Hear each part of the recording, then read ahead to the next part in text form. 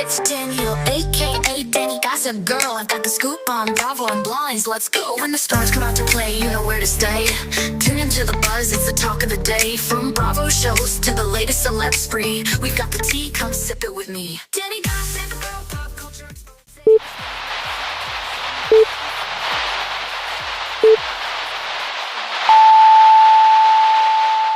Welcome to Pop Culture Expose, where the glitter fades and the real stories shine. I'm your host, Danielle Peterson, and we're about to dive in deep into the truth behind the headlines. If you love deep dives, debunking juicy blinds, and all things celebrity gossip, then you need to like, follow, and review Pop Culture Expose, your new obsession. Oh, and if you're catching us on YouTube, you're in for a treat because there are tons of visuals to paint the picture as we break down the truth behind the headlines. Also, check out my Danny Gossip Girl account on Instagram and TikTok. Trust me, you won't want to miss a second. So go on, hit that subscribe button, and let's get into it. In the very first episode of Pop Culture Expose, we are taking you on a whirlwind journey through the birth of pop culture itself. From the 19th century's rise of entertainment to the dazzling golden age of Hollywood, we'll uncover how this cultural phenomenon took root, but it doesn't stop there.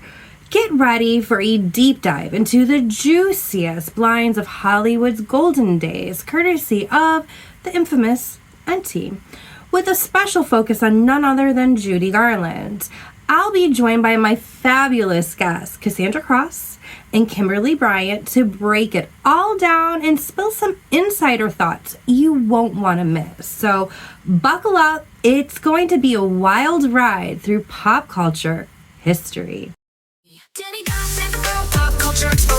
We're spilling all the secrets every single day, from Hollywood lights to the gossip. Welcome to the dazzling world of pop culture, where history is anything but boring and every moment is packed with intrigue, glamour, and unforgettable surprises. Imagine a world where movie, music, fashion, and fads collide in a spectacular dance that is thrilling as a blockbuster movie, as catchy as your favorite tune, and as captivating as the most jaw-dropping celebrity scandal. Our journey begins in the 19th century, when pop culture was just starting to take shape.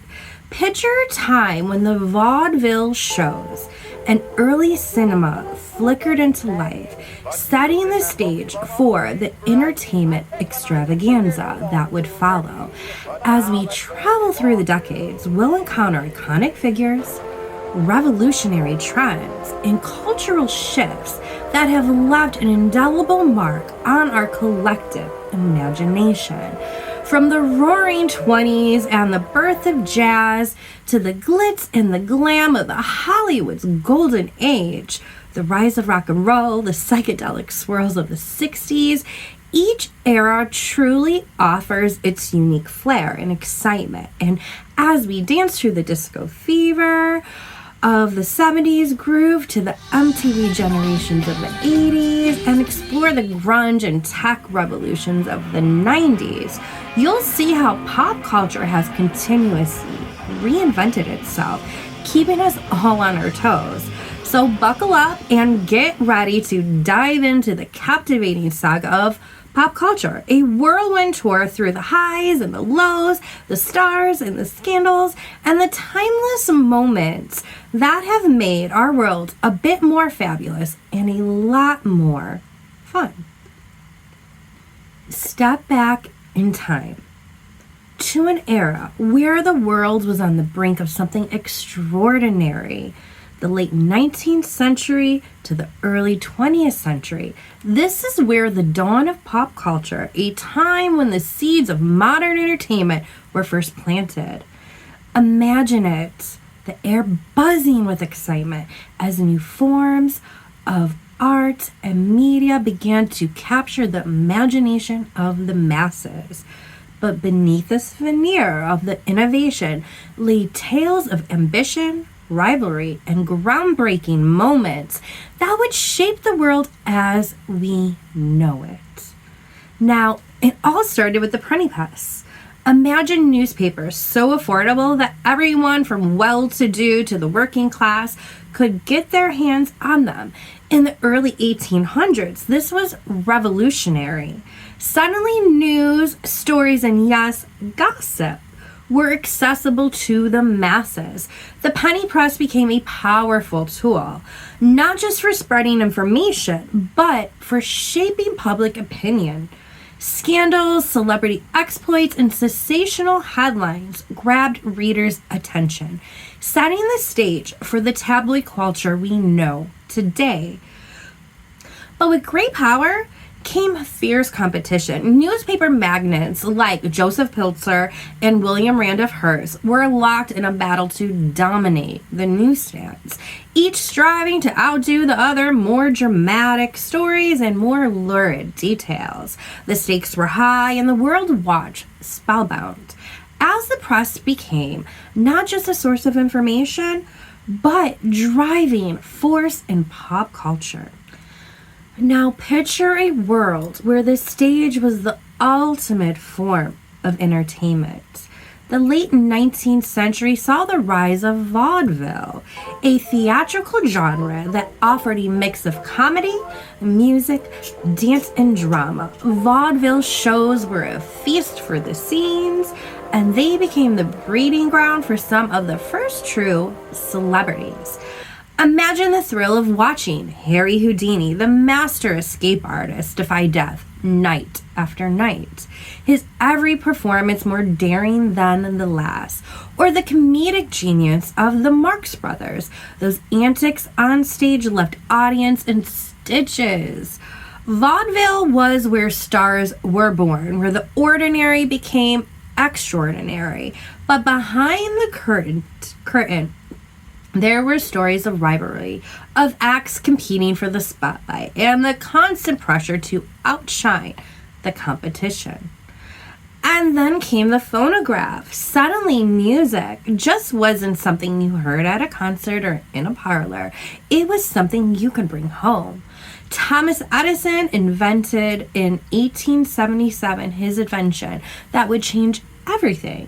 For the first time, people could listen to their favorite songs whenever they wanted to. The phonograph didn't just bring music into homes, it brought the fame to musicians. Imagine the excitement of hearing Enrico Caruso's powerful voice filling your living room, or dancing to the ragtime rhythms of Scott Joplin. But with this new technology came challenges. Musicians had to adapt to the idea of recording their work, of capturing the perfect performance in one take. And as records began to sell by millions, the music industry as we know it was born, with all its drama, rivalries, and the race to become the next big thing. As we step into the early 20th century, the lights dim and a new form of entertainment takes center stage: the motion picture. Silent films were a marvel of their time, transporting audience to worlds that they had never imagined. The flickering images of the screen were more than just stories. They were spectacles that left viewers breathless. Imagine sitting in a packed theater, the air thick with anticipation, as the legendary Charlie Chaplin, the little tramp, waddles onto the screen, his expressive face and impeccable timing invoking laughter and tears without uttering a single word.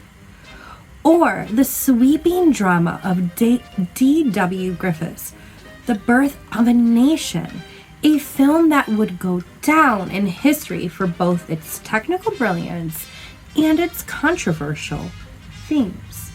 But behind the scenes, the film industry was like the Wild West, full of untapped potential and cutthroat competition. Studios scrambled to sign the best talent, and stars were born overnight and to be discarded just as quickly. The silent film era was not just a time of innovation, it was a time of incredible risk and reward. And then there was The Great Train Robbery, released in 1903. This 12-minute silent film was one of its first of its kind, a narrative film that told a complete story. Audience were captivated by the thrilling tales of outlaws, daring escapes, and a climatic shootout. It was the film that introduced the idea of the blockbuster, the must-see event that everyone was talking about. Picture the gasp of the audiences as the notorious outlaw, played by the actor Justice D. Barnes, turns directly towards the camera and fires his gun. It was a moment that shocked and thrilled viewers, leaving them clamoring for more. The Great Train Robbery was more than just a film. It was a phenomenon that paved the way for Hollywood we know today. And as movies took off, so did the public's appetite for the lives of the stars that graced the silver screen. Enter the tabloids. By the early 20th century, publications like Photoplay and Motion Picture Magazine were devoted entirely to the private lives of celebrities. Scandals, romances, and feuds were splashed across the pages, feeding the public's insatiable curiosity. Imagine reading about the love affairs of the silent film stars like Rudolph Valentino, whose every move was more scrutinized by the press, or the mysterious death of Olive Thomas, the beautiful actress whose untimely demise sparked endless speculation. The tabloids didn't just report the news, they created it, turning celebrities into myths and their lives into soap operas for the masses. And as the 1920s roared on, a new technology emerged that would bring pop culture to every corner of the nation. Radio. For the first time, people could tune in to hear the latest music, drama, and news, all from the comfort of their own homes. Radio just wasn't entertainment. It was a lifeline to the outside world, a way to stay connected in an era when the world was changing rapidly. Imagine gathering around the world and the radio with your family, listening to the latest episode of a thrilling detective drama, or tuning in to hear Franklin D. Roosevelt's fireside chats. You people must have faith. You must not be stampeded by rumors or guesses. Let us unite in banishing fear. We have provided the machinery to restore our financial system, and it is up to you to support and make it work. It is your problem, my friends, your problem no less than it is mine. Together, we cannot fail. Which comforted millions during the Great Depression. Radio created stars like never before, from crooners like Bing Crosby to comedians like Jack Benny. It was a time when voices rather than faces became iconic, and the power of the airways changed pop culture forever. And there you have it, the dawn of pop culture, a time when the world was on the brink of something incredible. From the birth of mass media and the rise of vaudeville to the magic of silent films and the radio revolution, these were the moments that set the stage for everything that would follow. It was an era of innovation, of larger-than-life characters and public hungry for more. The curtain had just risen on the greatest show the world had ever seen, and the audience was ready for whatever came next. Picture this. The world is shaking off the dust off of World War I, and a new era is about to explode on the scene. The Roaring 20s. It's a time of dazzling access where music is hot, the drinks are cold, and the energy is electric. Welcome to a decade where the rules are rewritten and the thrill of the moment is everything. Hold on to your hats as we dive into the wild, glamorous, and scandalous pop culture moments of the 1920s. The 1920s hit like a bolt of lightning with the birth of jazz, a sound so new, so daring that it took the world by storm. Imagine walking into the smoky speakeasy, the air thick with the scent of gin and tobacco, as the rhythms of jazz band pulse through the room. Louis Armstrong, the trumpet king himself, is on stage, his horn blazing with energy, each note a revelation. The crowd is in trance, swaying to the beat, lost in the music. But jazz wasn't just music. It was a movement. It was a rebellion against the old ways, a celebration of freedom and expression. The older generation might have been scandalized by its wild, untamed sound, but the youth embraced it with open arms. Jazz was a heartbeat of the roaring 20s, and it was here to stay. Enter the flapper, the iconic symbol of the 1920s. Picture a young woman with bobbed hair, a sleek dress that stops scandalously above the knee, and a cigarette holder dangling from her lips. She's dancing the Charleston, her feet moving in a blur, her laughter ringing out over the jazz band. This was the new woman of the 20s, bold, daring, and unapologetically modern. But behind the glamour of the flapper was a story of rebellion. These women were challenging the strict social norms that had governed their mothers' lives. They cut their hair short, drank in public, and dated freely. Actions that would have been unthinkable just a decade before. The flapper wasn't just a fashion statement. She was a cultural revolution, a symbol of a new kind of freedom, and society didn't know what hit it. Now, imagine the lights dimming. In a grand, ornate theater, the crowd hushes as the projector whirls to life and the first flickering images appear on the screen. Welcome to the golden age of Hollywood, where movies were the new obsession and stars were born in a blink of an eye. The Roaring 20s saw the rise of the first true movie stars. Names like Charlie Chaplin, Clara Bow, and Rudolph Valentino, these larger-than-life figures captivated audiences with their charisma and talent, becoming household names overnight. But the silver screen wasn't just about entertainment. It was about dreams, about escape, about living vicariously through the dazzling life of the stars. And then in 1927 came a moment that changed everything. The Jazz Singer, the first feature-length talkie, a film with synchronized sound, stunned audiences. Imagine the shock and awe as Al Johnson's voice rang out, clear and true from the big screen. It was a cinematic revolution, and there was no going back. Hollywood had found its voice, and it was louder and more powerful than anyone could have ever imagined.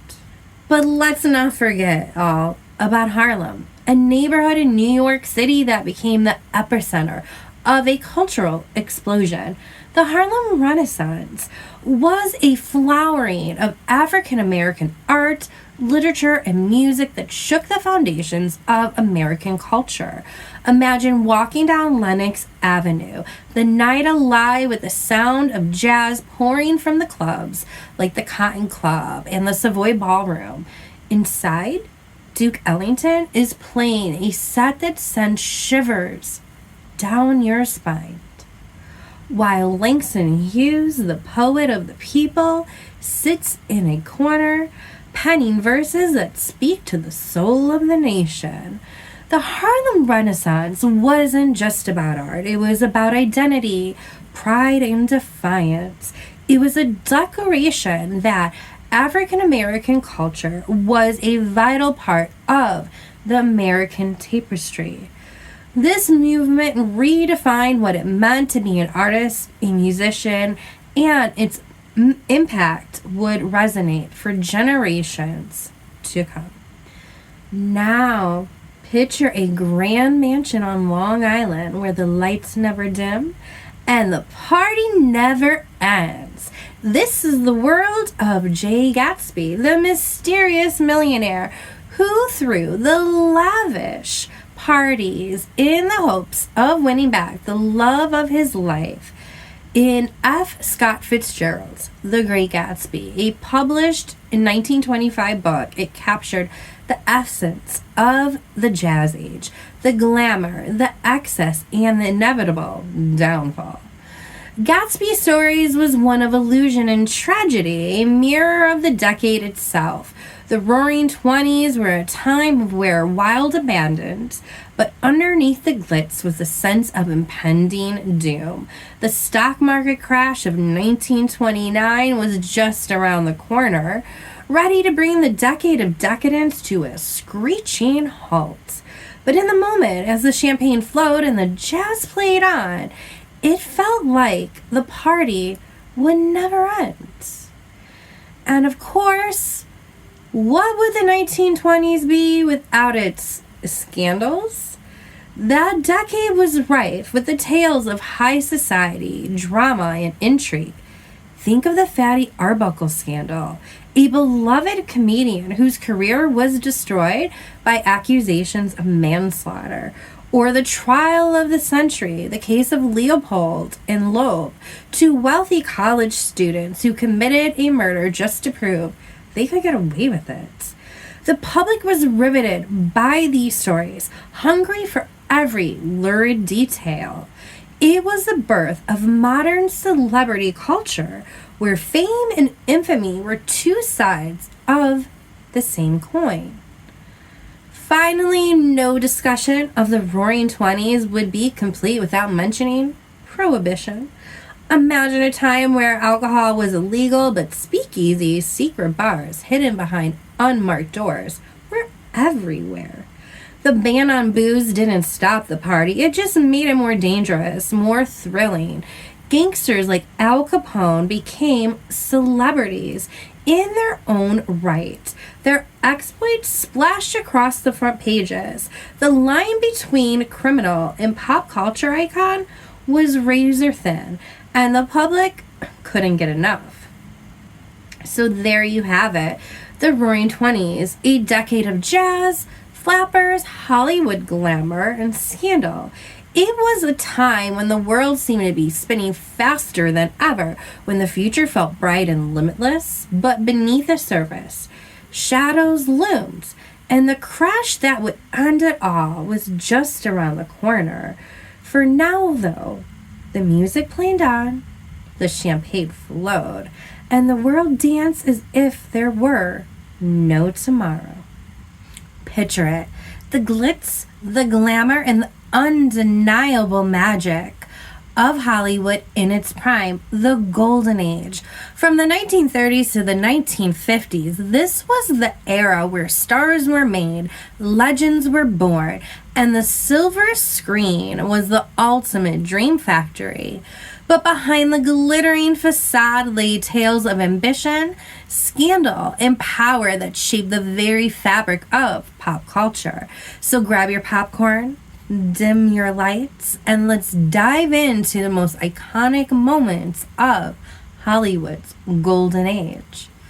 The transition from silent films to talkies was like flipping a switch on the world of cinema. Imagine sitting in a theater in 1931, the lights dim, and suddenly instead of music, you hear voices, captivating voices. It was a revolution.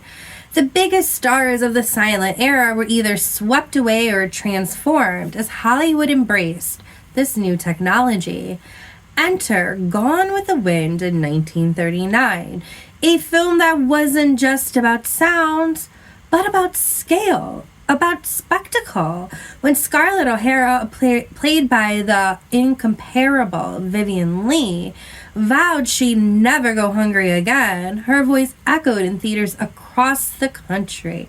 This wasn't just a movie, it was an event, the ultimate showcase of what Hollywood could do. And it was just the beginning. Behind the scenes, Hollywood was like a well-oiled machine with studios like MGM, Warner Brothers, and Paramount pulling all the strings. Stars were under ironclad contracts, and their every move, every smile, every scandal was controlled by the studio heads. Moguls like Louis B. Mayer and Jack Warner, they were kingmakers, turning unknown actors into household names.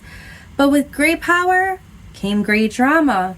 Take Judy Garland, the beloved star of The Wizard of Oz in 1939.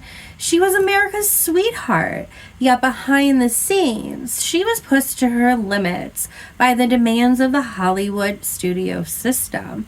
The pressures were immense, the stakes even higher. Hollywood in the golden age wasn't just about making movies. It was about creating icons and sometimes breaking them. Legend has it, as a side note, Alfred Hitchcock, the master of suspense, played a surprising role in one of Hollywood's most iconic images, the MGM lion roar. When MGM was looking to capture that famous lion shot, Hitchcock stepped in and with his film expertise, advising on how to safely shoot the big cat in all of its roaring glory, using clever camera angles and techniques to keep the crew safe. Hitchcock helped create a cinematic moment that still gives us chills before every MGM movie. Who knew the king of thrillers also had a hand in making the MGM a legend too? Now imagine a night where all of Hollywood's biggest stars gather under one roof, dressed to the nines. They are thick with anticipation. This was the birth of the Oscars, the most glamorous night in showbiz. It all started in 1929. But by the 1930s and 1940s, the Academy Awards had become the ultimate symbol of Hollywood success. Picture it. Bette Davis in 1939 gripping her Oscar for Jezebel. That was filmed in 1938 and released, her eyes shining with triumph. Or Clark Gable, the king of Hollywood, striding down the red carpet with an effortless charm that made him the envy of men and the desire of women. The Oscars weren't just an award ceremony. They were the crowning glory of the Hollywood dream, where stars were cemented in history. But even as Hollywood basked in its own glow, there was a shadow looming over it, the Hays Code. Introduced in 1934, this strict set of rules governed what could and couldn't be shown on screen. No more risque scenes, no more crime without punishment, no more anything that could corrupt the public's morals. Yet, this didn't stop filmmakers from pushing the boundaries. Take Casablanca in 1942, a film that managed to tell a story of passion, betrayal, and war, all while navigating the tight constraints of Hays Code. The result? One of the most beloved films of all time. With a kiss that left audience breathless, Hollywood thrived under these restrictions, turning them into opportunities for creativity and suspense. When World War II broke out, Hollywood didn't just sit on the sidelines. it went to war. Stars like Jimmy Stewart and Clark Gable enlisted, trading their tuxedo for uniforms. While studios churned out propaganda films and patriotic blockbusters, Hollywood just wasn't entertainment. It was a morale booster, a symbol of American strength and resolve. And then there were the Hollywood canteens, where stars like Bette Davis and Marlene Dietrich served coffee and danced with soldiers, bringing a touch of glamour to the gritty realities of war. The connection between the stars and their audience had never been stronger. Hollywood was no longer a dream factory. It was a part of the national effort. Its stars seen as real-life heroes. As the world ended and America entered the post-war era, Hollywood took a darker turn. Enter film noir, a genre dripping with shadows, dangers, and moral ambiguity. Picture Humphrey Bogart, the ultimate anti-hero, in The Maltese Falcon in 1941, or The Big Sheep in 1946, navigating a world where everyone has something to hide, and nothing is as it seems. These films were a stark contrast of the glamour of the early years. They were gritty, cynical, and filled with characters who were as flawed as they were fascinating. The femme fatales, like Barbara Stanwyck in Double Identity in 1944, were as deadly as they were beautiful, and the detective was as troubled as criminals they chased. Film noir was Hollywood's dark underbelly exposed, and audience couldn't get enough. As the 1950s rolled in, the golden age of Hollywood began to show cracks. The studio system, once so powerful, started to crumble. The advent of television lured audiences away from the theaters, and the Supreme Court's antitrust rulings forced studios to sell their theater chains. The once mighty moguls found their grip on Hollywood slipping. But even as the system faltered, Hollywood continued to produce some of its most iconic films, like Sunset Boulevard in 1950, which was directed by Billy Wilder. And it was a chilling reflection on the very industry that made it. A story of faded glory and the dark side of fame. And then there was Ingrid in the Rain in 1952, a joyful celebration of Hollywood's history, even as it faced an uncertain future. So there it is, the golden age of Hollywood, a time where dreams were made on celluloid and when stars were larger than life.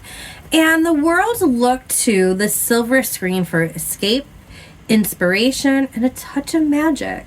It was an era of glamour and scandal, of power plays and iconic moments that have become etched in the collective memory. The curtain may have eventually fallen on the golden age, but its legacy shines brighter than ever, a beacon of what Hollywood was, and in many ways still aspires to be. The gossip blinds, catch the news, don't get left behind. Don't miss this. Don't miss this. Please note that this next portion may have some trigger warnings, as there are mentions of essay sexual assault. From scandalous love triangles to wild Hollywood debauchery, Auntie from Crazy Days and Nights has spun some of the juiciest blind items from the glamorous yet gritty golden age of Hollywood. Some of them seem almost too good to believe. Well, that is because they are. Let's kick things off with the legendary tale of Marilyn Monroe and JFK.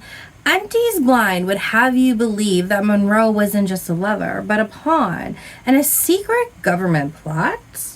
In reality, while Monroe's connection to JFK is no secret, the idea of her being a CIA agent or involved in some high-stakes espionage, total fantasy.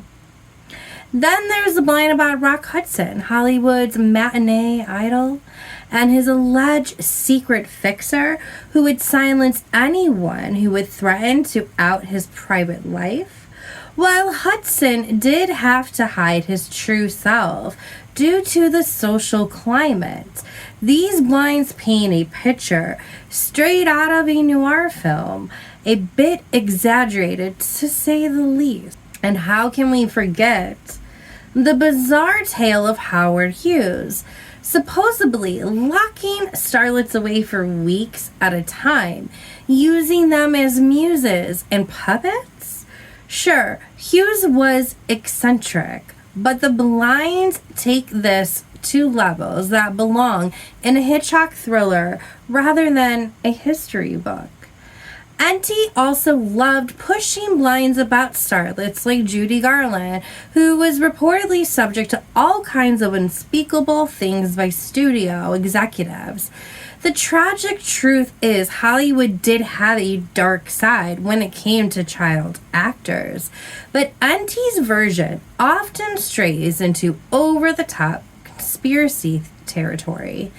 At the end of the day, these blinds are just like a twisted game of telephone. Small truths wrapped up in layers of dramatic fiction with just enough glitter to make you wonder, could it be real? So let's get into one of the blind items that Enty lawyer, aka John Nelson of Crazy Days and Nights, not really an entertainment lawyer, wrote on June 22nd, 2012, and he revealed who it was about a week later on July 4th. And this is Blind Items Reveal number 39, Old Hollywood. In this space, I've written about several of the exploits of Eddie Mannix, but most of those involved paying off a couple of people or finding a willing reporter. There was once a time, though, where Eddie paid off nearly 24 people, all to keep his studio bosses happy. There have been a lot written about a party held one night that resulted in SA of a chorus actress and how Eddie bought off jurors and even the SA's victim's lawyer. It is quite the story and absolutely ruined the life of the actress. Instead of the $400K she was offered, a 7-year contract, she got nothing, and nothing happened to her SA abuser. When no one asks is why the studio goes to such great lengths to protect a salesman, SA abuser, they didn't put on the full court press because of the salesman. They did it because they didn't want anyone focused on what else happened that night. There was a 15-year-old who was there. She was going to be the studio's biggest star. She had been putting off the studio head and the executive second in charge. There had been some groping by both men, but she refused to sleep with them. That night, though, they didn't give her a choice. The studio boss and the executive took turns assaulting her. They tried to get her drunk, but she refused. Several people were standing outside the room where it was taking place and watched it happen. There are stories that because of it inspired the salesman to do the same thing. Others said the salesman was ordered to SA someone at the party so that all the guests would talk about that one and not the one by the two of the studio bosses. In her very unfinished biography, the actress talks about both men, but only refers to the groping. She had barely written anything about before giving up on the project. In the publisher's archives, there are letters which refer to it, though, as well as her unfinished manuscript. Eddie managed to keep everything quiet by focusing the world's attention on the chorus actress. And it supposedly has to do with Patricia Douglas, MGM, Judy Garland, The Wizard of Oz, and Louis B. Mayer. The blinds about Judy Garland, particularly those from Crazy Days and Nights, paint a disturbing picture of her treatment by Hollywood executives, going far as suggesting that she was systematically abused in every imaginable way. While it's widely known that Garland suffered immensely during her time in the spotlight, definitely used by the studio system, the blinds often inflate these tragic realities into salacious and exaggerated conspiracy theories. Here's the real story, guys. Judy Garland was thrust into Hollywood at a young age, signing with MGM at just 13. As a teenager, she was subjected to the studio's control, including a highly restrictive diet, as they believed she didn't fit the ideal image of a glamorous starlet. She was constantly given pills to keep her energy up and sleeping pills to help her rest. This brutal cycle led to her lifelong struggle with addiction, which plagued her career and personal life. In addition to the physical demands, Garland was under immense pressure to always deliver the charm and magic MGM expected. It's true that studio executives were emotionally abusive, often criticizing her weight and appearance, which deeply affected her self-esteem. The most infamous example of this is how Louis B. Mayer, the head of MGM, reportedly called her his little hunchback because she didn't fit the typical Hollywood beauty standards at the time. However, the blinds NT pushes takes these truths and turns them into something more sinister, suggesting that Garland was not only emotionally and physically manipulated, but also the victim of repeated SA by Hollywood elites. These claims are not entirely implausible given the era's dark underbelly, but it's hard to prove and often rely on hearsay. In contrast, documented accounts of Garland's life, including her own interviews, memoirs by her daughter, Lorna Luft, and friends like Mickey Rooney, focuses on the emotional and psychological damage the industry caused her, rather than supporting more extreme accusations. The exaggeration comes in with Auntie's tendency to lump Garland's genuine hardships into broader, more grotesque conspiracy that lacks verifiable sources. While it's clear that Judy faced horrific treatments, especially as a young actress, not every detail in these blinds can be backed up. Much of it feels designed to shock rather than to inform. What was really going on in her life? Garland's struggle with addiction, her string of failed marriages, and her battles with depression became public knowledge later in her life. She had a tough time maintaining relationships, both personal and professional, and the constant pressure to be perfect on and off screen haunted her until her untimely death in 1969 and at the young age of 47. NT's blinds, while possibly based on whispers of truth, inflate these tragic elements into grander Hollywood horror story. It is a case of truth being stranger than fiction, but fiction still trying to take the spotlight.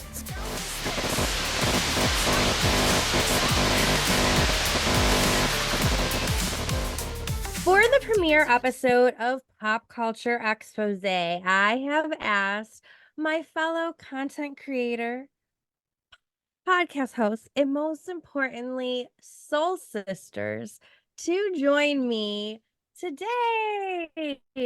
Thank you, ladies. So, joining us today is someone who truly embodies a love for the history and drama of pop culture, Cassandra Crose.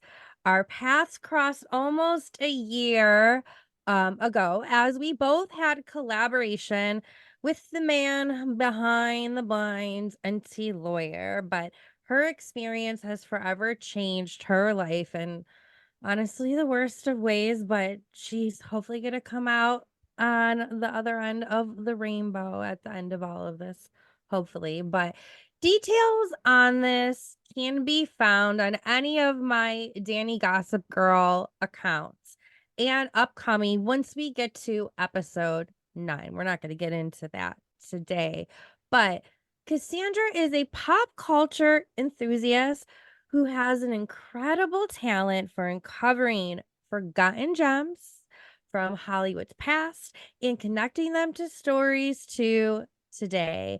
With a deep knowledge of classic cinema and a passion for all things entertainment, Cassandra brings a fresh perspective to the early history of Hollywood, bridging the gap between then and now. She really loves herself some nostalgia. We're excited to dive into her encyclopedia knowledge of history and hear her take on the stars of yesterday continue to influence the stars of today. So, welcome, Cassandra. Wow, thank you. What an introduction. That's Very that's amazing. Yeah, thank you. And I do say like the motto of Cassandra Explains It All is we're taking a magnifying glass to all of our treasures from the past, and sometimes when you take a magnifying glass to things, it's like you get a picture, a way up closer picture of what's going on. You might learn new trivia.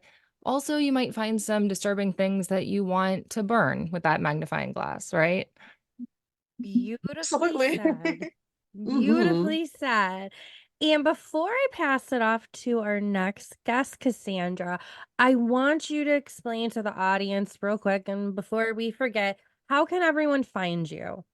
Imagine me as Clarissa, basically. And I do a podcast called Cassandra Explains It All, but I also do a podcast called Drenched in Drama, which does explore, the uncovering of NT Lawyer, the man behind the blind items. And I go into detail about our relationship, and I've kind of branched out into covering lots of different types of predators, and really just this web of celebrity gossip and how it's so toxic to our culture, but also how gossip is essential to our culture. And of course, like you said, like there's a lot of nostalgia sprinkled in too, because I'm just like an 80s, 90s kid. A girl after my very heart, and thank you so much. But and sorry, Yeah, and just to answer fully, I mean, you can find us on Patreon is where the more R-rated stuff is going to be. But I do have, Spotify, Apple, pretty much anywhere you can find podcasts and Instagram. so make sure to check out Drenched in Drama. Next up, we have, and I'm thrilled to introduce the co host of the popular podcast, Pop Culture Green Room, Kimberly Bryant, who I've had the pleasure of collaborating and becoming friends with this year as well. Kimberly's podcast dives into the juiciest pop culture moments, exploring everything from the hottest scandals to the stories shaping Hollywood. She brings a sharp, witty, and insightful voice to every topic. And today we're lucky to have her sharing her expertise on the creation and evolution of Hollywood. Kimberly's knack for finding the connections between pop culture's past and present is unmatched, and we can't wait to hear her thoughts on the early days of Tinseltown and how it led us to the glitz and the glamour of award shows today. So, welcome to the show, Kimberly. Thank you so much. And what an introduction. Thank you. Oh my gosh, that was so great. Not only that, I'm but trying I'm so to enter my channel, my inner Ryan Bailey. So hopefully I did no, that. it's funny. While we were here, I started following Cassandra's Instagram. I'm like, oh my gosh. So I am obsessed. I didn't realize, oh my gosh, the NC Lawyer podcast. I didn't know that was you. Oh my goodness. Okay. This is fun. That's It's a gonna be whole other exciting. deep dive we'll get Yeah, I in. know. I know. But yes. But it's so Interesting. Yeah. relevant to what you do. And just like having Hmm. women like you in this space is harm reduction in itself, right? I mean, because you can tell gossip in a way that a man cannot because of your lived experiences as a woman. But Kimberly, thank you so much for joining today. You were one of the first to have me on your podcast as well, both of you ladies. But if you could please let the audience know where they can follow you and what anything else you would like for them to know about your podcast and yourself. Sure. Let's see. I collided started a podcast with my twin sister a little over a year ago. It really started as a concept we had because we thought about the idea about 3 years ago because I was living in San Diego. She was still right outside of New Orleans. We don't have much in common, but the one thing we had in common was our love for pop culture, celebrity gossip, news stories, all that juice. And so we were like, why not start a podcast? So we started it, just got it going. And the great thing was we actually utilized our degrees that we had spent all this money on our college education. So my background is in mass communications, broadcast journalism. That's why I have my bachelor's degree. Blair is organizational communications. So we do come together and kind of have that commonality.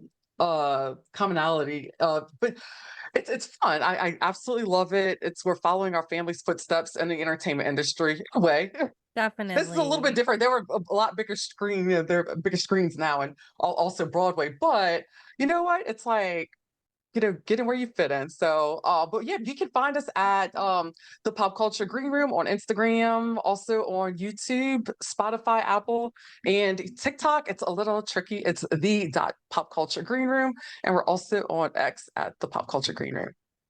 Perfect. Thank you, ladies. Now let's dive into some of the pop culture aspects. First of all, I want to start off every episode as always. While every episode will change throughout, the consistent thread will be the love for pop culture. So ladies, is there a particular moment or a story that first sparked your passion for pop culture? And I'll start with Cassandra first. I gave this a lot of thought because I know you were saying like in the context of early Hollywood, right? At early Definitely. Hollywood or all together, whatever works.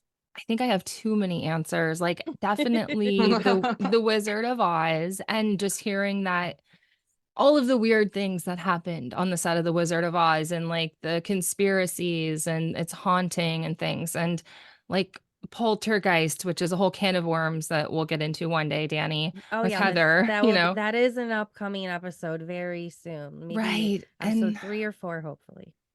Fred Rogers and his speech to Congress in 1969. Oh yes. That sticks out to me. And it's something I think about every week. I mean, and also when I was young, I was probably 6 when my dad gave me the VHS tape of Freaks. And it, that movie, I mean, I don't know if you know much about it. It came out in 1932, but it was really controversial. It's actually still really controversial, but they used real sideshow freaks and it was like in the horror genre. It was MGM, very old, Hollywood scandal. And, still to this day, it's an interesting conversation that I have all the time with my friends about, where is the line with creativity and responsibility and the outcasts of society and art and things like that, right? Mm-hmm.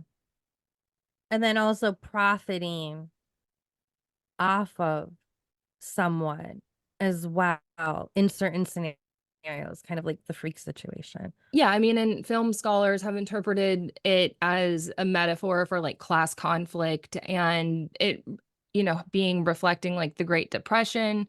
And it's been studied for its portrayal of people with disabilities.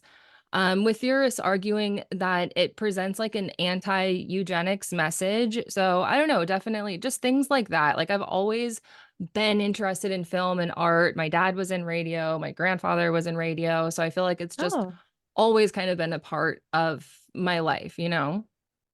lovely. And how about you, Kimberly? So let's see here. It's funny that Cassandra mentioned Wizard of Oz, because when you talk about pop culture, and when I looked at the years between the 1930s and 1950s, that's actually one of the first things that came to mind. But for me, I would definitely say music is really what sparked off my love for pop culture, and just growing up and just growing around up with my father, listening to a lot of like jazz music and blues and R&B, and just growing up in South Louisiana, and then So him coming cool. up. Oh, thank you. Him coming up was very fascinating, because our grandfather and our relatives, they owned nightclubs where famous people like James Brown performed and Sam Cooke. So he got to see all these artists come through. So that right there just sparked an interest and a fascination for me, like, and that genre, that era of that time period. And for me, like Wizard of Oz, like that's whenever I was like really like, okay, I want to dissect everything. Sometimes like people now, like they've got like their careers and different things that they're interested in, like how things move and like what fascinates them and what they're passionate about.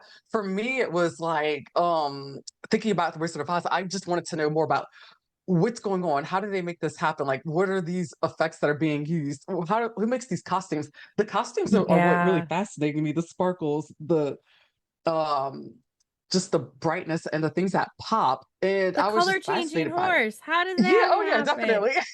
And it's just and just the fact that these people were able to become someone else, like on television, and that's not who they were in real life. It just fascinated me as a child growing up. And then not only that, but I got to also see my cousin on television growing up. So, and acting and performing. So that was really fascinating. So I had her to look up to.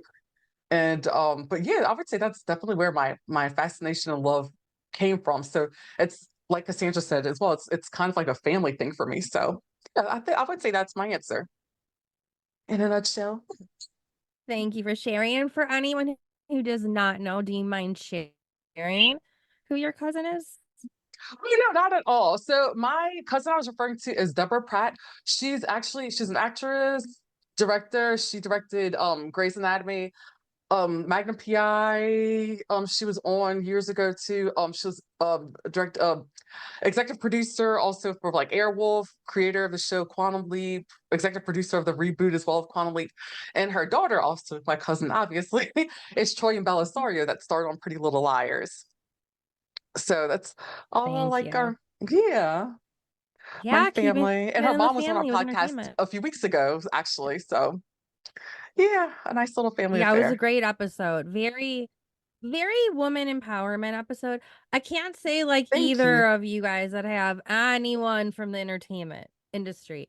I was just a latchkey kid that grew up in front of the TV and had to raise my two sisters. So that's how I got into it. But we mentioned the film of Wizard of Oz. So was that the first film or a pop culture moment that left a lasting impression on you, or were there any other movies that left a lasting impression on you? For me, I would say that wasn't the only one that left a lasting impression on me. The next one I would say into like my adult phase, grown woman phase, I would say a streetcar named Desire. Like that was right there. Like that was a film, a play actually that was adapted into a film, and it just like really drew me in. That's like when I really got to learn about Marlon Brando. He became like one of my favorite like pastime Ooh. actors, and that's when I started to kind of do research. So I'm like, I was like, okay, let's see about heartthrobs back in like years ago and all these things. So Yeah, he was it was definitely one. right. And it fascinated me, and especially with the background of it, with it like being based in New Orleans. So it's kind of like it was, Oh, yeah, I I didn't would know that. definitely say that's where like it just kind of like came naturally. And then from there I would actually look for older films that were made like outside of like not outside, but like within Louisiana, New Orleans, because that's where it's kind of like, and then just snowballed from there, to be honest. Hmm. Any other movies or moments for you, Cassandra? I mean, Moments is such a can of worms, right? Because I remember being young and seeing John Benet Ramsey's face on magazine covers, like in the Mm, grocery store line when I was a kid. yeah. And, Mhm. that kind of being like the first taste of like not Hollywood, but just like scandal and like sensationalism. Um, and like OJ, the Simpson trial was really big when we were young. Mhm. Um, Yes, definitely. plastered everywhere. Yeah, and like my mom was always Oh watching yeah. old movies when I was a kid. Like I was very big into Audrey Hepburn, um, like Bell Book and Candle. I liked classic. I liked black and white movies. Um, but I don't know. I do think that there's so many moments, but when you talk about like old Hollywood, maybe the Fatty Arbuckle case, I think might have been the first like old Oh true crime yeah. Hollywood thing I got into. Yeah, I just recently learned Mm. about that.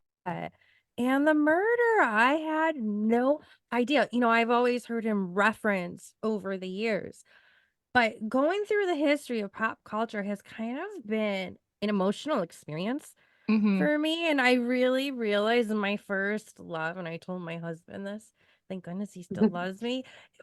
Pop culture is my first love, you know? But it was just such a trip to learn that because you always hear Fatty Arbuckle, but in a lot of times he's talked in a good way.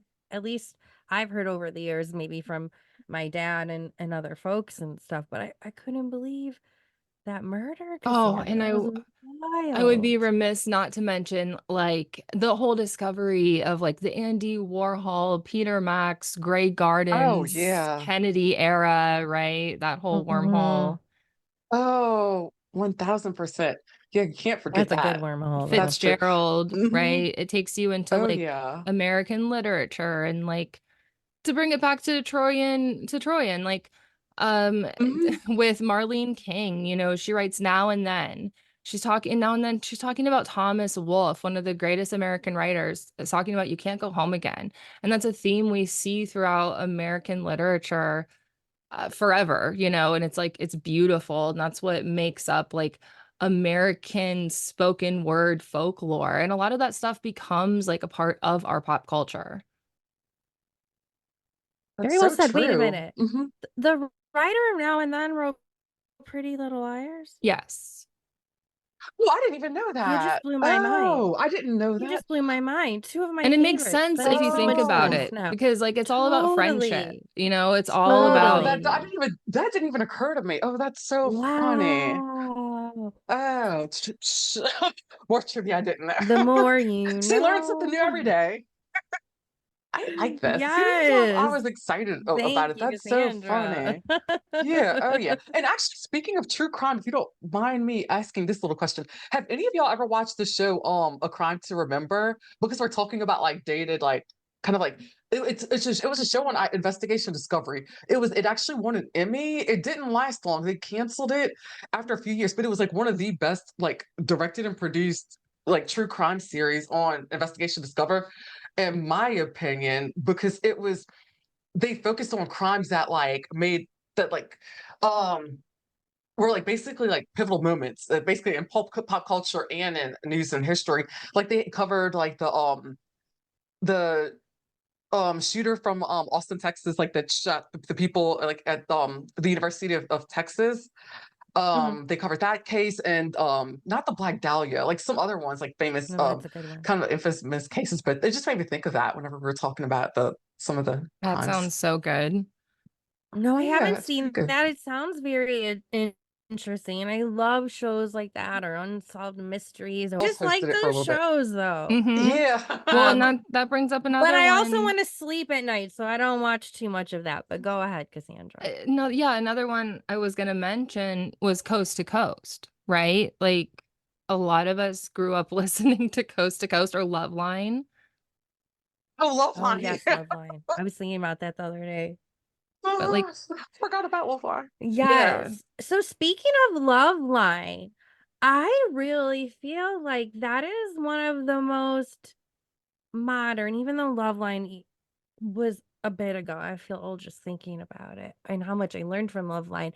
But I feel like that is one of the most modern moments that ties back to the late 19th to early 20th centuries, where everyone was Mhm. around the radio listening to this knowledge or this enticing story. I feel like Appointment that programming. was Mhm. one of the first shows to bring you back to that appointment, programming on radio, or sometimes I think if you were watching it on MTV, late at night, shows like that, and also, Mhm. Howard Stern really brings it back to that time period.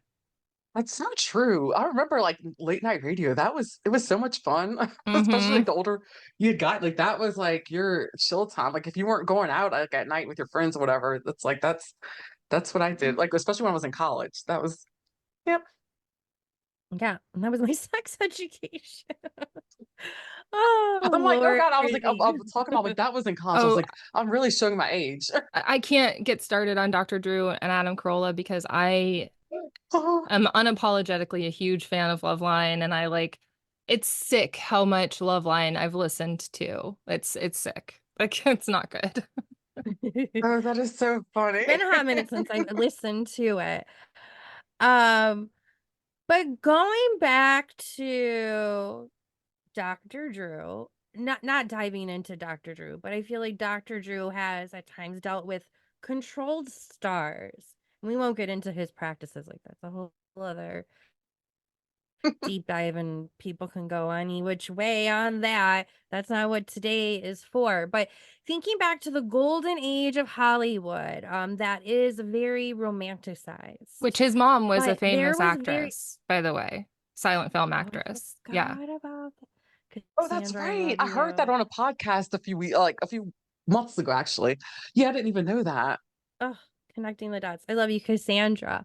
Um, but while it was, put up on this pedestal, there were those crazy studios that was controlling stars like Judy Garland, Marilyn Monroe, the demises Mm. of them. Shirley Rita Temple. Hayworth, Betty. Yeah. Hmm. Oh God.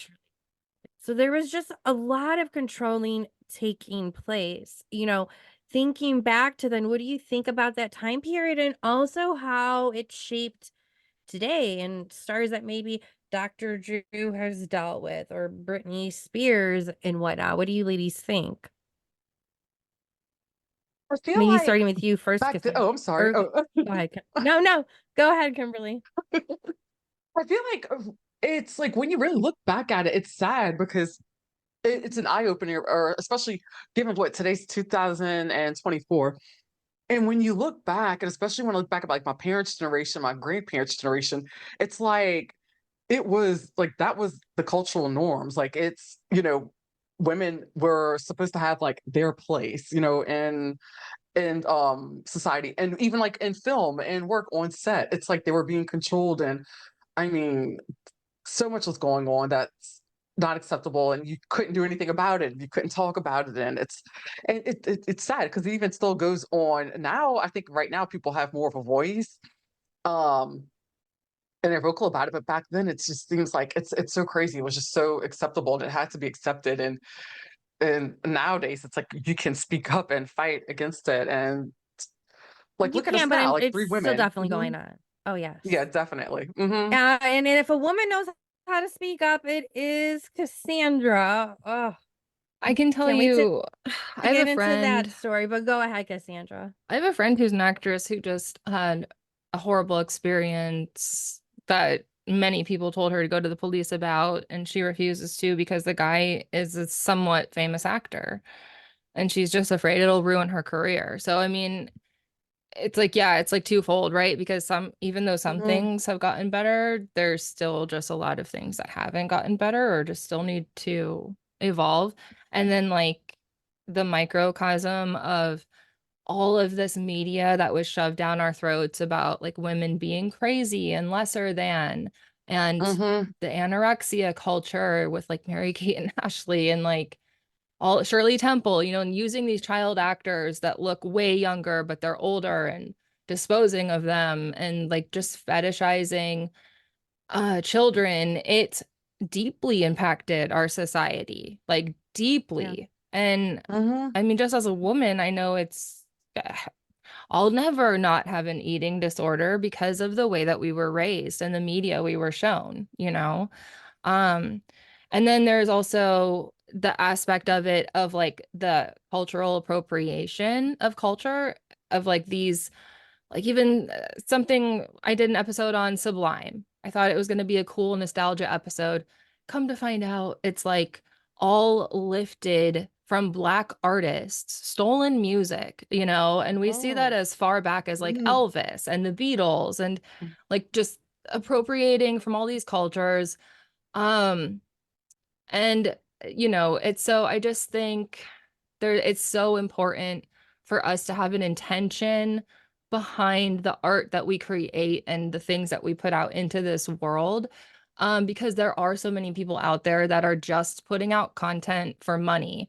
And I don't Mm-hmm. think, you know, that's a new thing. Like that's been going on since old Hollywood. You know, they were Shirley Temple was made to fetishize, like it was made for the male gaze, sadly.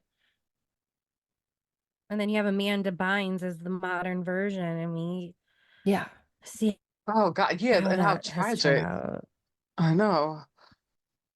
Oh, it's Yeah. so tragic and it's sad.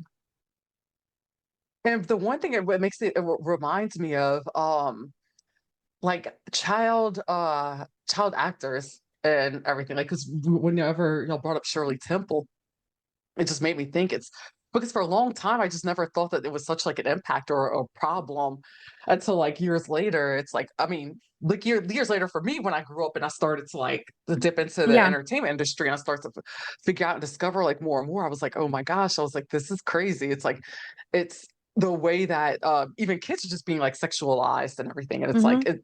and it's true. Like what are your intentions behind everything that you produce? Because it's a lot of people, they are mass producing content just to do it just to make money.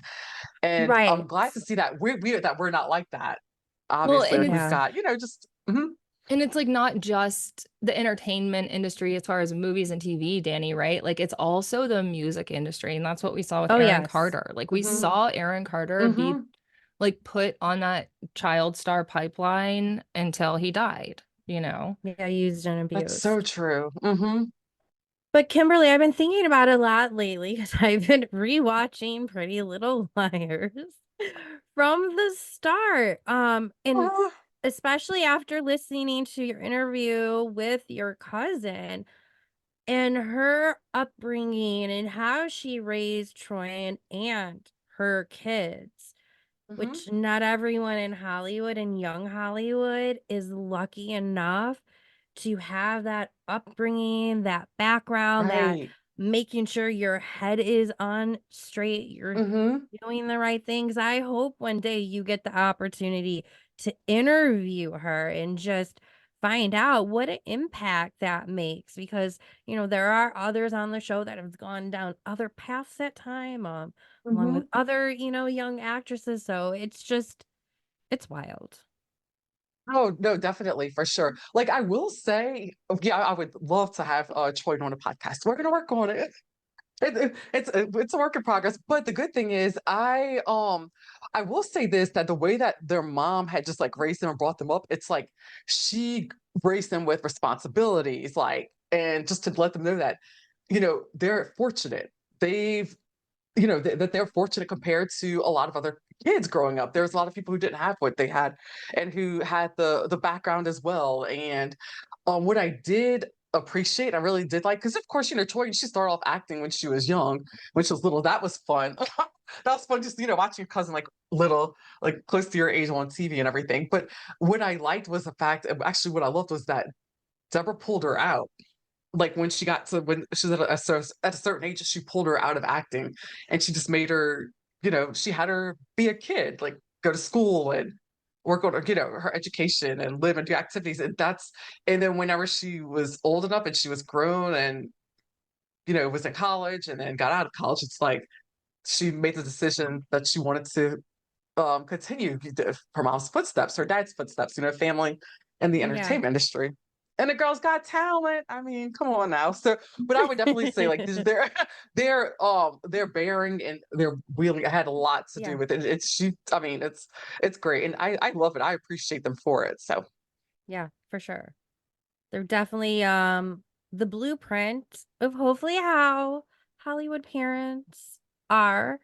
Um, Speaking of Hollywood parents in Hollywood, most recently was the Emmys that took place, so award season is well, taking that's right. place. Yes. And part of early Hollywood was the start of Hollywood award shows like the Oscars, which started in the early 20th century. So, what do you ladies think was the original purpose behind creating such shows and how it has evolved over the years and the purpose, whether or not it's the Emmys or the Teen Choice Awards or MTV Music Awards? Not that there's any music videos, but what do you guys think? Oh, for the music videos, you got to go on YouTube now. Yeah. Um, my thoughts are it's definitely evolved. It's grown a lot, but then we still have like a long way to go. Like I was watching, was it just recently? It was for the Bear. It was one of the actresses on the Bear, and I forgive me, I can't The remember her name, but female? she was yes, and she just recently just like The first won an Emmy. Latina? Yeah, Yes. Lisa Colin Zayas. That's who I wanted to that's mention.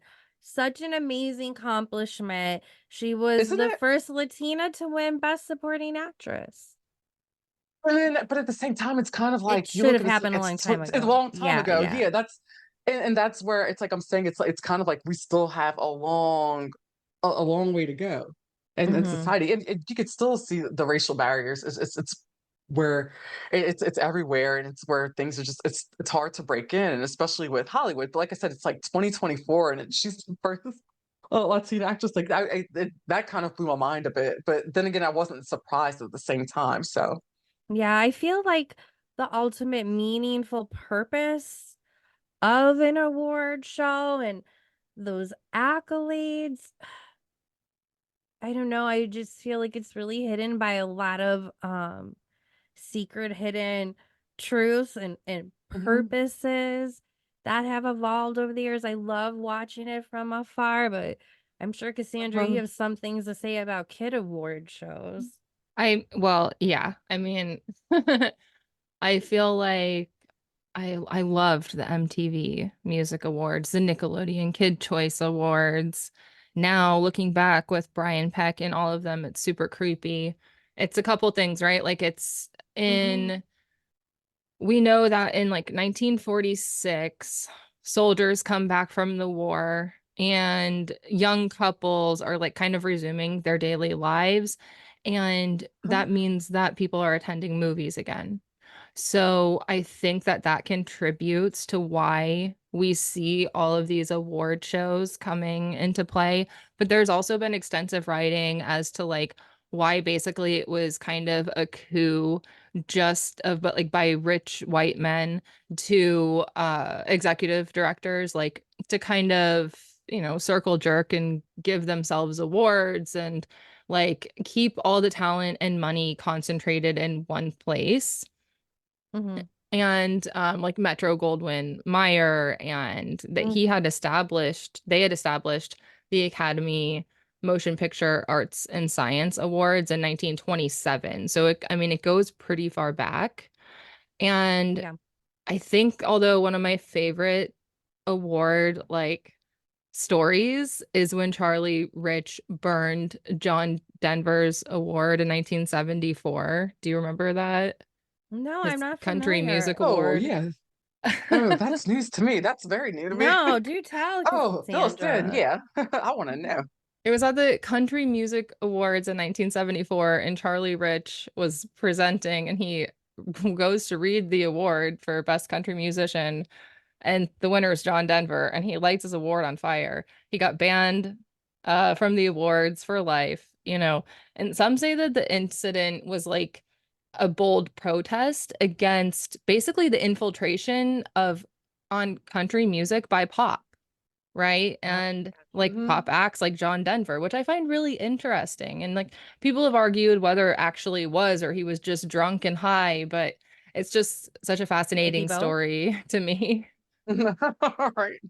So you probably wouldn't have been too big of a fan of Beyonce's moves over the last year, I imagine. All of that old country is steeped in Hmm. so much history. There's a podcast I would recommend for anybody who's into like Americana and country music history dating back like 1920s and up. It's called Cowboys and Rhinestones, or sorry, Cocaine and Rhinestones. And they're turning the second season into a book, an audiobook. So yeah, definitely check them out. It's really good. Cool. Yeah, definitely will. So thinking back to this past weekend's Emmys, are there any surprising wins or snubs that stick out in your heads at all? I know we mentioned Lisa Colin-Zayas from The Bear winning her as the first Latina as a supporting actress.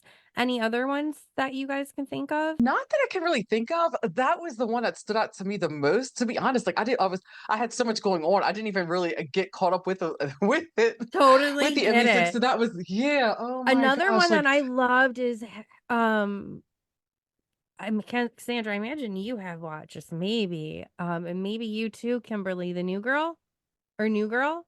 I Did you ever see haven't. that? yeah, I No? haven't. Yeah, I haven't seen. Oh, I'm Yeah. surprised.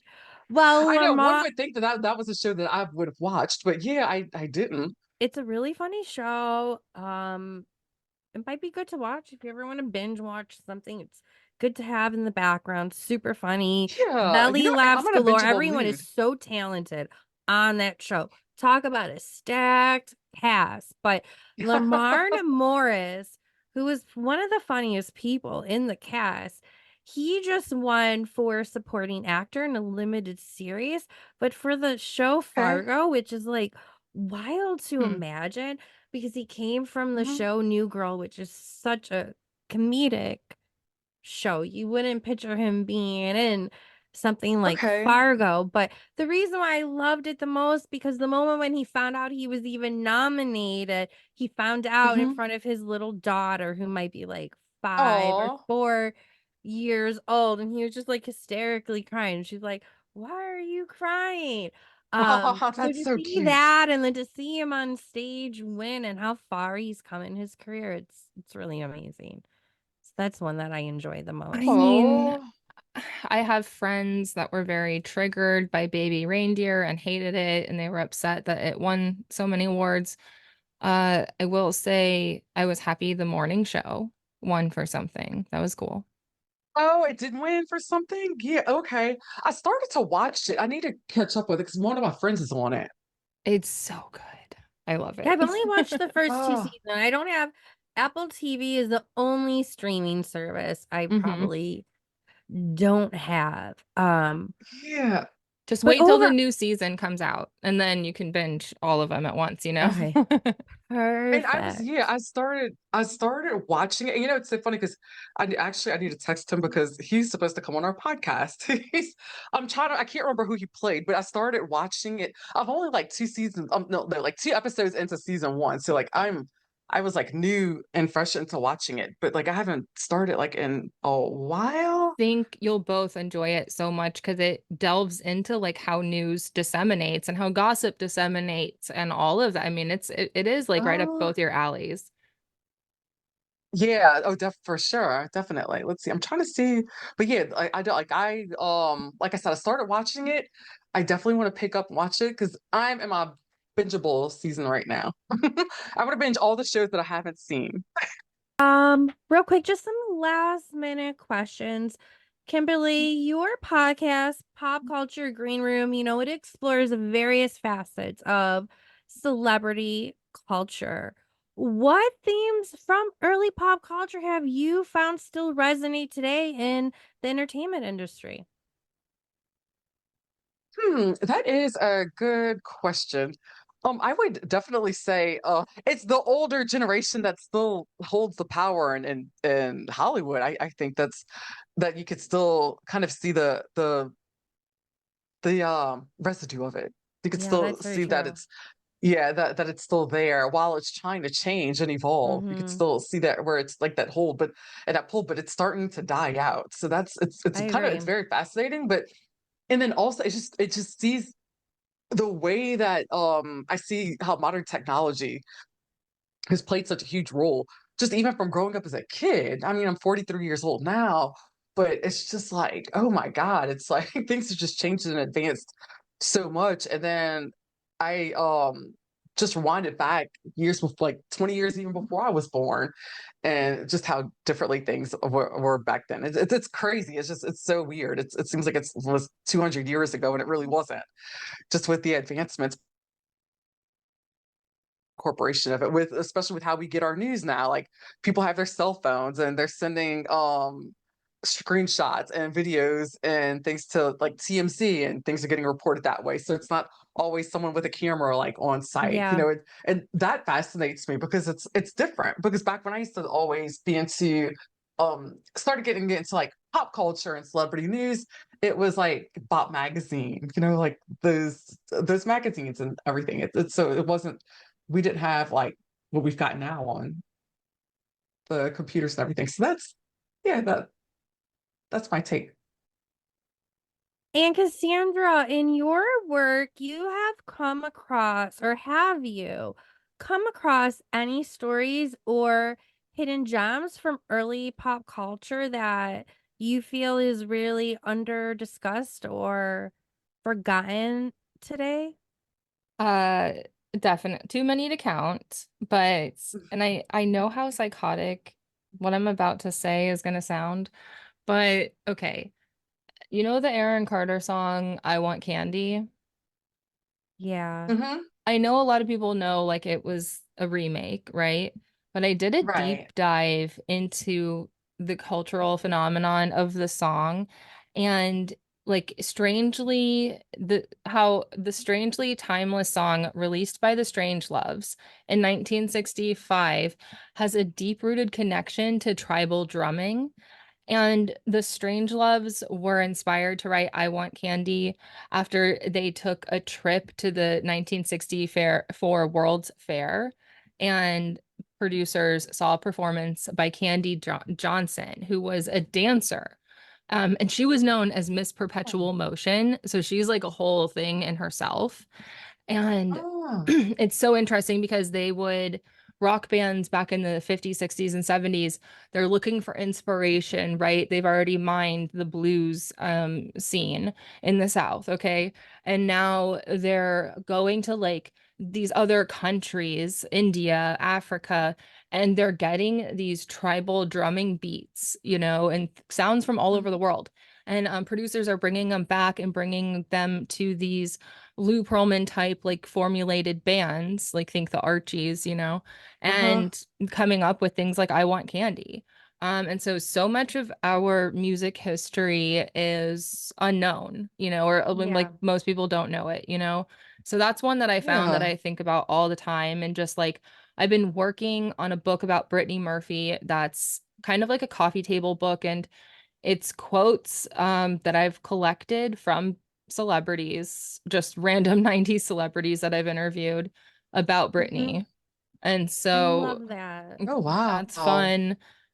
And I don't know, just like really the work that I'm most proud of is like my interview with Mitchell Kriegman, who did Clarissa Explains It All and Bear in the Big Blue House, because I think he's such an icon for like children's television, and Mark Summers, who is such a good guy. And I don't know, I think that we have to put these people that are intentionally putting good things out into the world, we have to, put these people on a pedestal and talk about them more. I Yeah. agree.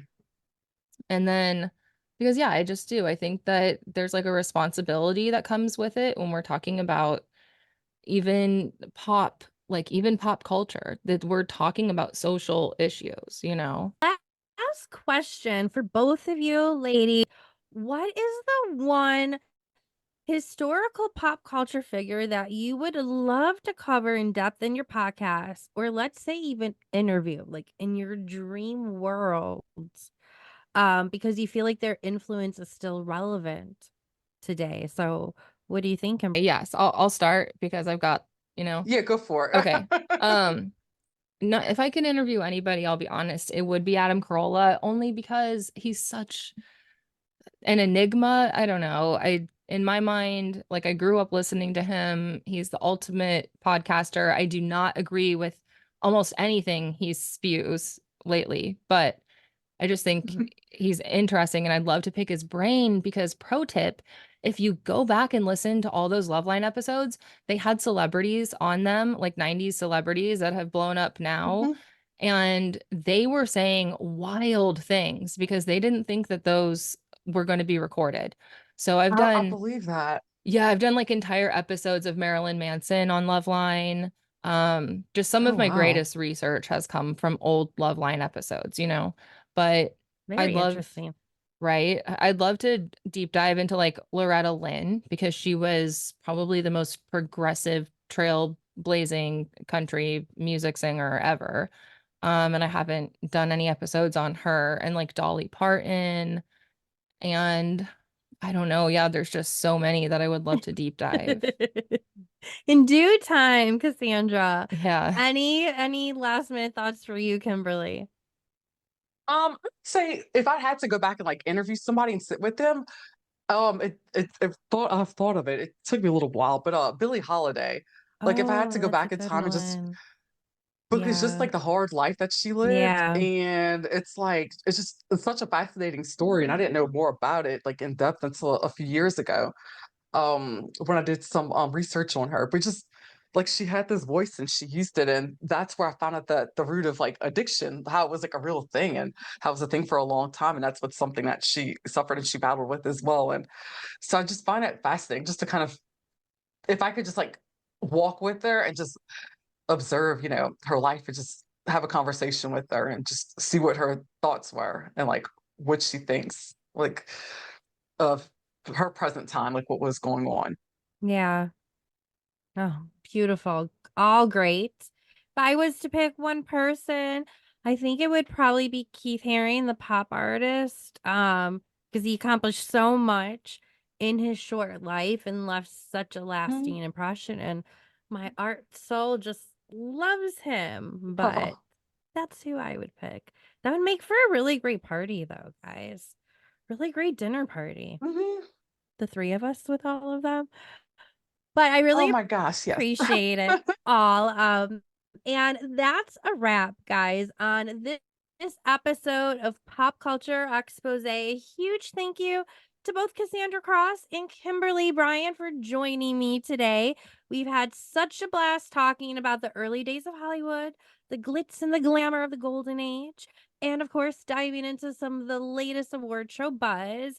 It is clear that while we may not be historians, we all love ourselves some pop culture, whether it's from the past or what's happening right now. So, if you enjoyed today's episode, don't forget to follow Cassandra and Kimberly. I will make sure to share their information with all of you. You can catch Kimberly on her podcast, Pop Culture Green Room, where she and her co-host twin sister break down all of the juiciest gossip and pop culture moments. And of course, Cassandra on Drenched in Drama on social media as well, and where you listen to podcasts. And lastly, and of course, if you love this conversation, make sure to hit that subscribe button, leave a review, and tune in next time. We've got plenty more pop culture deep dives, celebrity blinds, and behind the scenes stories coming your way. So thank you for listening, and we'll see you on the next episode of Pop Culture Expose, where we cover revolution, rock stars, and rumors, scandals that shaped the 60s and 70s. So thank you, ladies. Thank you. Thank you. Bye. Bye.